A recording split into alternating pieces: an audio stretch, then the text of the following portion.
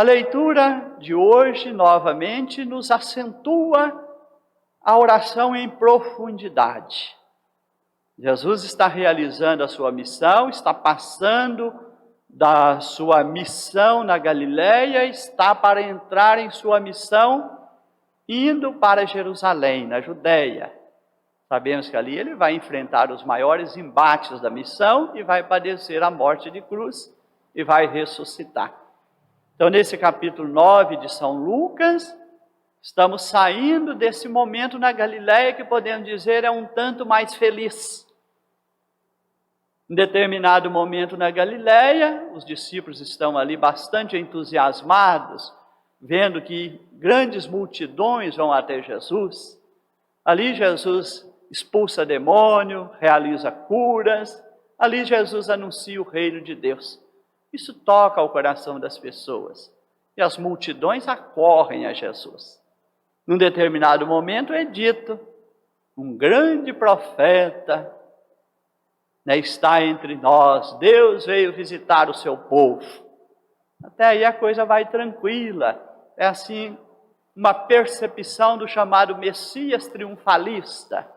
Este veio mesmo agora, com grande triunfo, atraindo multidões para si. Será que estão preparados para sair da Galileia, desse triunfalismo, e ir para a Judéia? E aí nós já conhecemos a resposta. O grupo foi diminuindo, as multidões foram sumindo. Chega a hora que até aceitam crucificá-lo. E chega a hora que Jesus vai ficando sozinho, todos vão abandonando. Parece que nos faz lembrar aquela fala de Jesus, quando alguém disse para ele, esta palavra é dura demais, quem a pode suportar? E Jesus perguntou aos discípulos, vós também quereis ir embora? A prática religiosa não é só uma euforia, só um encantamento momentâneo. Ela nos compromete por inteiro, pede de nós uma resposta concreta, de ser discípulo e realizar a vontade do Pai, como Jesus realizou. Então nós estamos diante de uma teofania, de uma revelação de Deus. Isso se dá em meio à oração. Não precisamos ter uma vida de oração muito madura, muito profunda, porque é aí que Deus vai visitar o nosso íntimo e vai nos dar o discernimento da nossa missão. Senão nós ficamos cristãos muito superficiais, cristãos de presença sem comprometimento, cristãos que se não tiver que oferecer nada, pode contar comigo. Mas se exigir um pouco de mim, eu prefiro não ir. Na igreja onde se louva mais do que pede compromisso, eu gosto mais de frequentar. Na igreja que questiona a minha vida, eu não gosto de frequentar. De uma igreja que me faz fechar os olhos para o mundo à minha volta, eu quero frequentar. Uma igreja que fala que a nossa vida acontece no dia a dia, o ser cristão é também um ser social, eu não quero ouvir. Não tenho que perguntar que cristão eu sou. Cristo não, ao abraçar a sua missão, não fugiu dos conflitos com o mundo. O Verbo se fez carne e entrou na realidade do mundo e confrontou-se com o mundo. Então a igreja é a continuidade do Verbo que se fez carne. É a continuidade de Deus entre o seu povo. E quando Deus, um grande profeta, Deus veio visitar o seu povo no seu Filho, Deus entra nas mazelas do mundo e Deus olha para aqueles que nessa realidade estão sofrendo o abandono, estão morrendo indignamente, estão sofrendo muitas injustiças. E esse Deus que aproxima destes incomoda a muitos que já se acostumaram a vê-los nessa situação e não querem fazer muito por eles. E esse Deus é persistente em aproximar, em se deixar tornar impuro, de tocar nessas pessoas Porque naquela época até o preceito religioso dizia, não aproxime dele porque ele é impuro. Ele está no pecado, por isso ele está vivendo desse jeito na sociedade. Então transferia-se, punha nele quase que um bode expiatório. Então ele está sofrendo, é a consequência. Aí não fazia uma leitura de um mundo injusto que não era o reino de Deus anunciado por Jesus. Mas Jesus já deu esse reino, nos chama a entendê-lo, a nos sentir parte dele. Por isso a oração hoje, antes de ouvir a leitura, fala que nós precisamos alimentar o nosso espírito com a palavra de Deus, porque a palavra vai clarear o olhar da nossa fé, para que possamos nos alegrar com a visão da vossa glória. Então o olhar do cristão, ele é iluminado, ele é clareado pela palavra. E a palavra tem duas dimensões do reino de Deus. Tem a dimensão presente, que é a do mundo fraterno, desde já, e tem a dimensão escatológica, que é um dia estar com Jesus na glória do Pai. Então, quem entende a palavra de Deus com profundidade, entende essas duas coisas.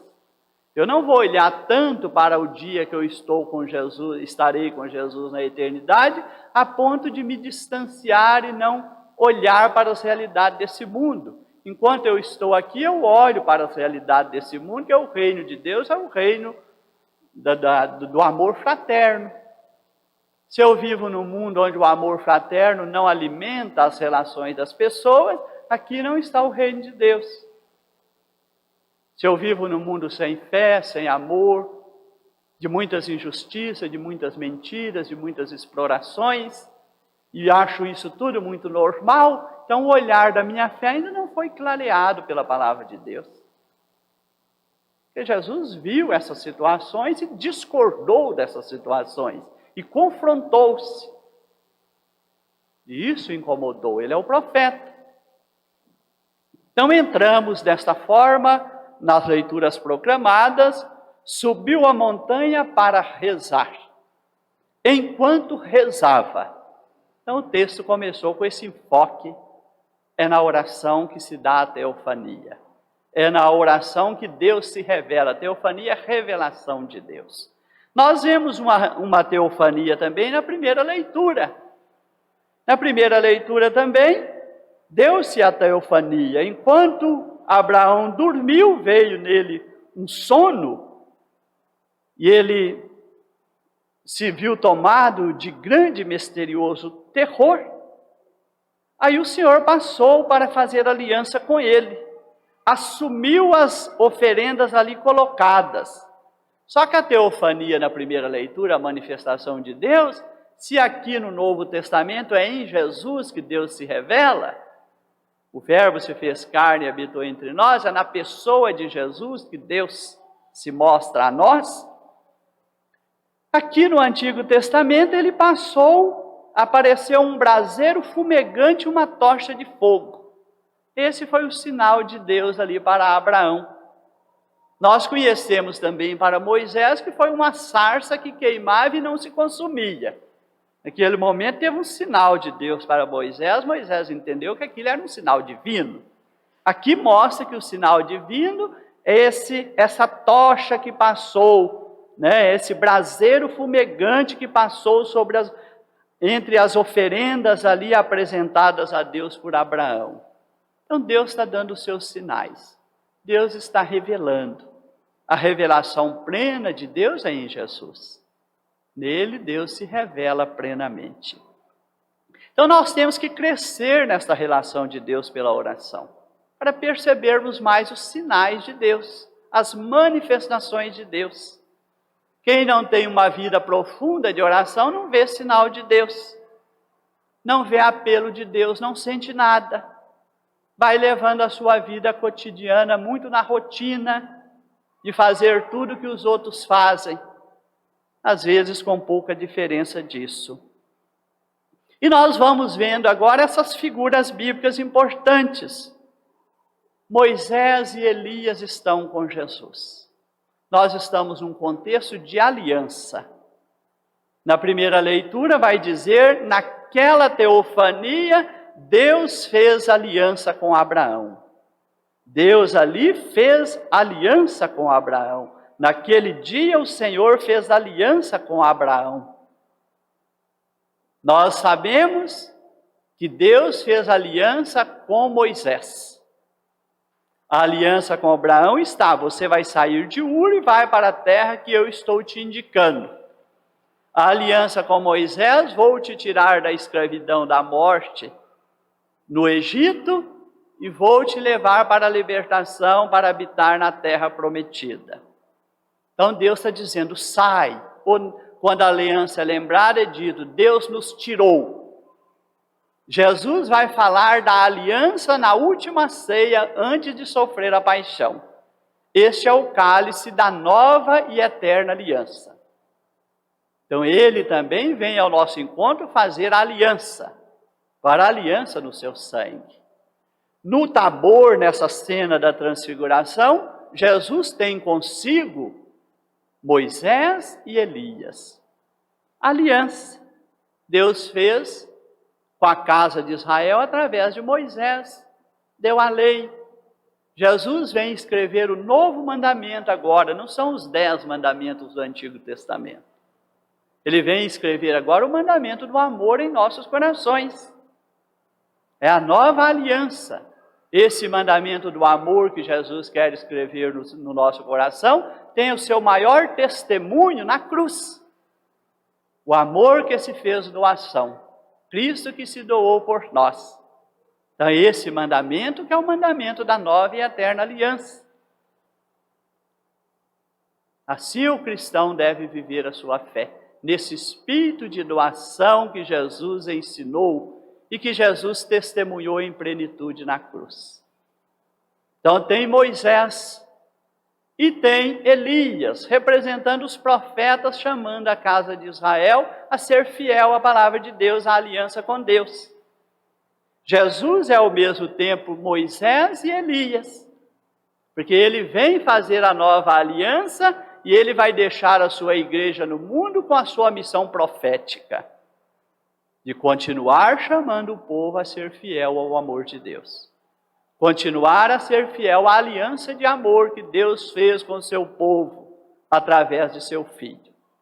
Por isso, toda vez que a Eucaristia é celebrada, é lembrada esta aliança de amor, que nós somos chamados a viver todos os dias.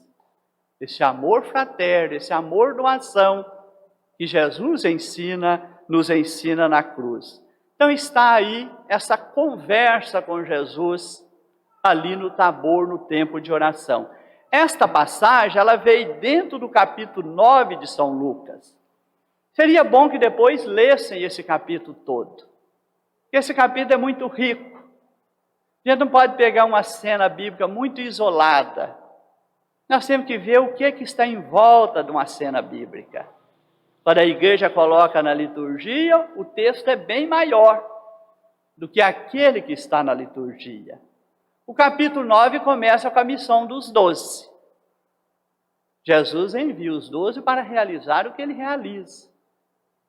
Expulsar demônio, realizar curas e anunciar o reino de Deus. Nesse momento, esse capítulo se abre com o envio. Depois vem o momento em que Herodes começa a se incomodar com Jesus. Está nesse capítulo, Jesus vai entrar em Jerusalém. Lá está o centro do poder religioso e civil. E no centro do poder religioso e civil, Jesus vai ser rejeitado. Porque tem religiões que criam a sua estrutura de poder, e a sua estrutura de poder mata quem não concorda com essa estrutura de poder. Nós estamos vendo lá também hoje, nesses tempos lamentáveis de guerra, uma estrutura de poder civil, letal, que mais mata do que pensa no bem das pessoas.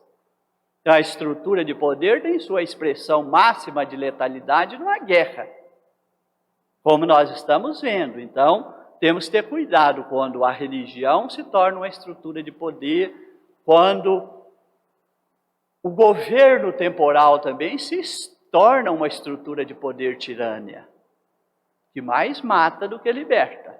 que mais escraviza do que liberta. Então é nesse ambiente que está a cena do Tabor. Nós temos que ver lá na direção de o que é entrar em Jerusalém. O que é entrar nos centros de poder. Quando esses centros de poderes fecham em si mesmo. Jesus vai confrontar com dois centros de poder. O centro de poder de Herodes e o centro de poder dos escribas, fariseus e mestres da lei. A religião do seu tempo. E vai ter um grande conflito. E o desfecho desse grande conflito nós o conhecemos. Jesus vai dar a sua vida para continuar fiel ao Pai, para não ceder aos centros de poder. Ele não é o Messias triunfalista. Ele não veio buscar poder terreno. Ele veio apresentar uma nova proposta de vida. A proposta de vida dos filhos de Deus. Que não deve ser dominada pelos centros de poder.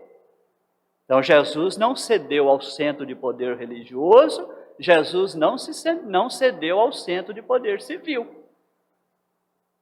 Depois, na continuidade, vem os milagres do pão, nesse capítulo. Multiplicação de pães, não é cenas de Eucaristia? Tem cenas de Eucaristia. Quando Jesus fala da nova e eterna aliança? Na última ceia. Então, nesse Tabor também tem essa cena. Depois tem a profissão de fé de Pedro.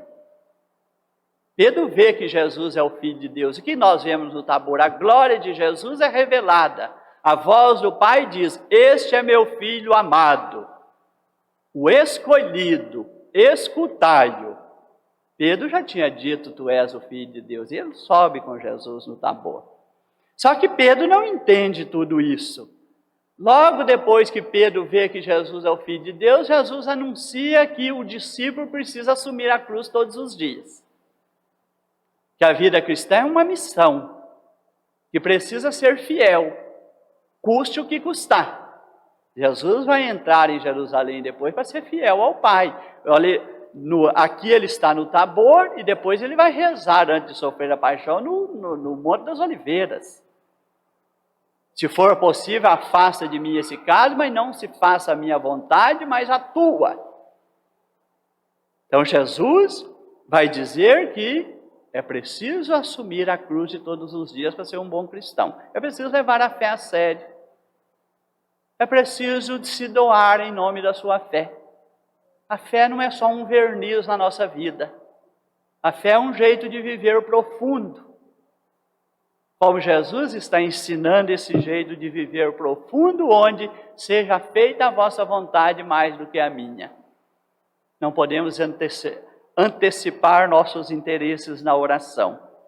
O texto segue, Jesus ainda realiza curas no correr desse texto, vem a transfiguração e vem dentro desse mesmo capítulo 2 anúncios da paixão.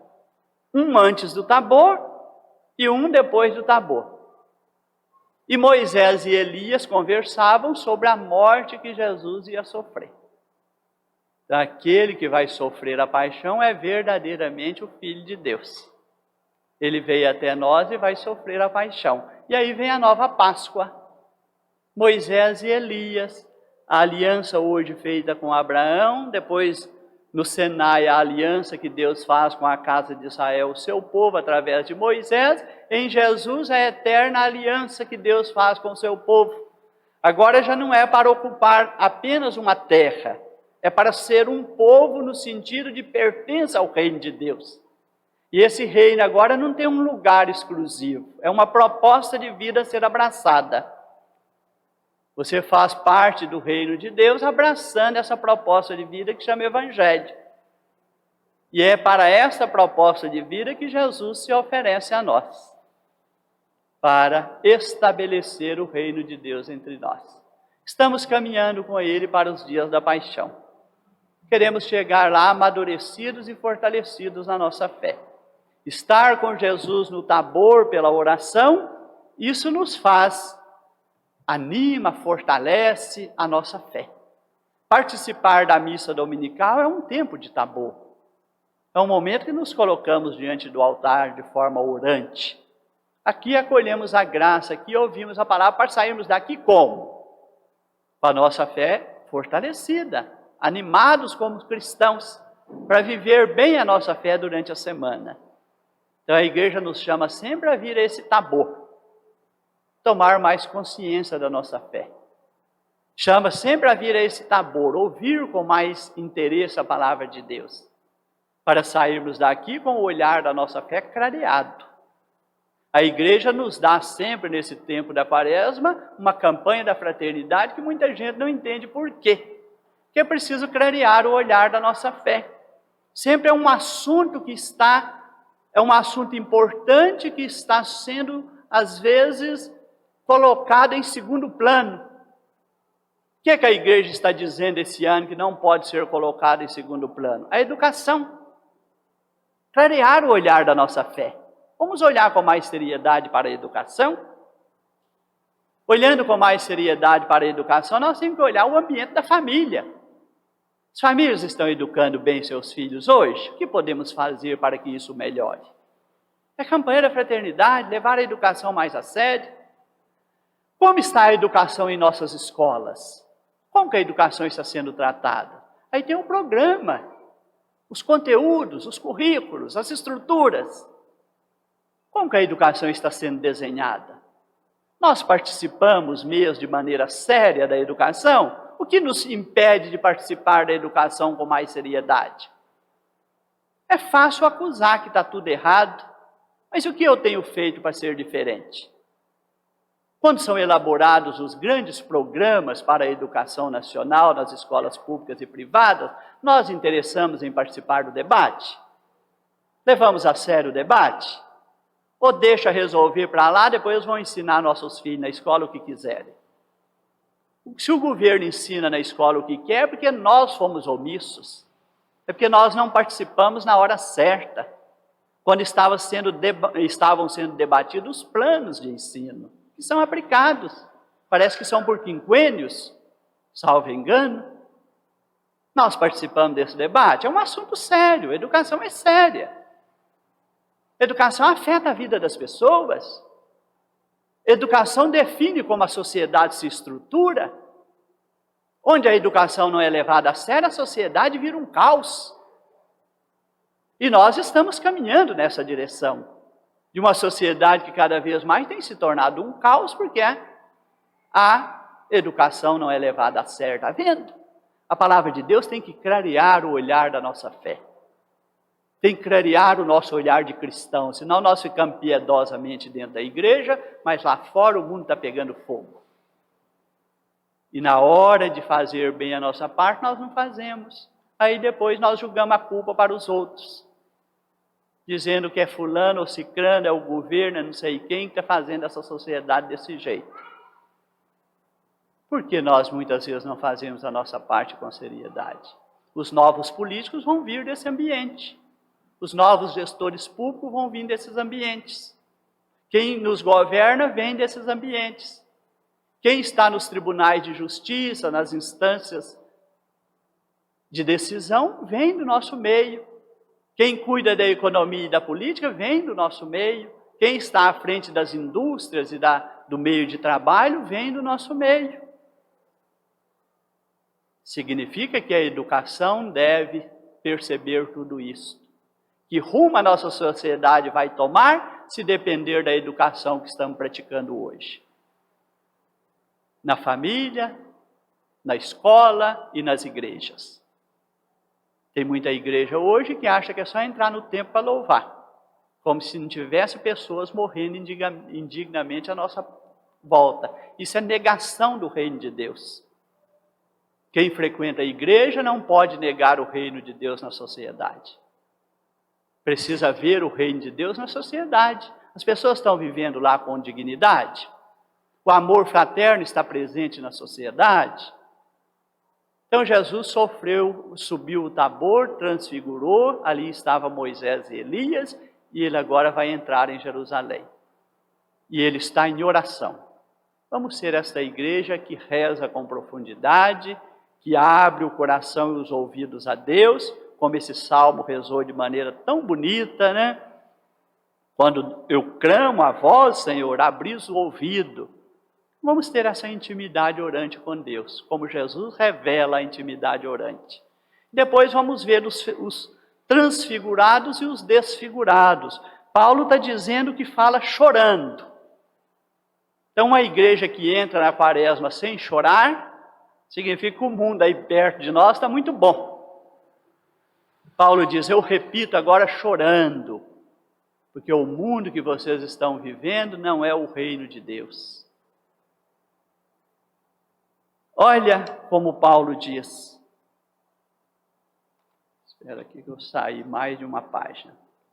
Olha o que Paulo diz na segunda leitura. Observai os que vivem de acordo com o exemplo que vos damos. Já vos disse muitas vezes e agora repito chorando. Há muitos por aí que se comportam como inimigos da cruz de Cristo. Ter inimigo da cruz de Cristo que não frequenta igreja já é muito lamentável. Mas ter inimigo da cruz de Cristo dentro da igreja é pior. Que não leva a palavra de Deus a sério. Olha o que diz o apóstolo. O fim deles é a perdição. O Deus deles é o estômago. Pensa mais em comer e beber. É o que a gente está vendo aí de tantas formas. A glória deles está no que é vergonhoso. Veja os nossos programas de televisão, veja os nossos programas, as nossas músicas. Nossos filhos estão vendo, estão batendo palma. E às vezes muitas famílias nossas também estão assistindo programas que deveriam ter vergonha de assistir. Quanta gente liga a televisão, ou busca na internet, ou ouve músicas que ela devia até ter vergonha. Nós temos que ter esse discernimento cristão. A palavra de Deus clareia o olhar da nossa fé. Clareia o olhar da nossa fé. Depende, eu estou ali dentro de casa, pondo dentro da minha família, tudo que é de ruim que a televisão oferece, tudo que é de ruim que a internet oferece, tudo que é ruim que nós vemos em muitas músicas aí. Está influenciando a criança, o adolescente. Nossa casa está cheia de vício, cheia de mentira, cheia de desonestidade, cheia de corrupção, cheia de egoísmo. O Deus deles é o estômago, a glória deles está no que é vergonhoso. Só pensam nas coisas terrenas. Lá dentro da nossa casa, será que está diferente disto? Será que no dia a dia aí de segunda a sábado eu penso mais além das coisas terrenas? Então aqui estão os figurados e os desfigurados. Vivemos numa sociedade que precisa de viver essa transfiguração. Porque muita gente entre nós está vivendo desfigurado. Desfigurado pela pobreza, desfigurado pelo desemprego, desfigurado na fome, desfigurado nos vícios. Essa sociedade está errada. E talvez os cristãos não estejam fazendo bem a sua parte. E nós vamos caminhar com Jesus, e como que nós vamos ver na Semana Santa? Tão desfigurado estava, que não parecia uma pessoa. Entre nós temos muita gente desfigurada que não parece mais ser uma pessoa. Tão prejudicadas estão. Lá na guerra da Ucrânia, nós estamos vendo gente tão desfigurada lá que nem parece pessoa nesta hora. O que está valendo a vida das pessoas? Figurados e desfigurados. Jesus vem revelar a verdadeira identidade nossa, de filhos de Deus. E assumiu a nossa condição humana para nos revelar também a nossa dignidade humana. Não podemos nos deixar desfigurar. E não podemos concordar em ver tantos desfigurados entre nós. Queremos que todos sejam reconhecidos e transfigurados como filhos de Deus e pessoas que são. Assim seja.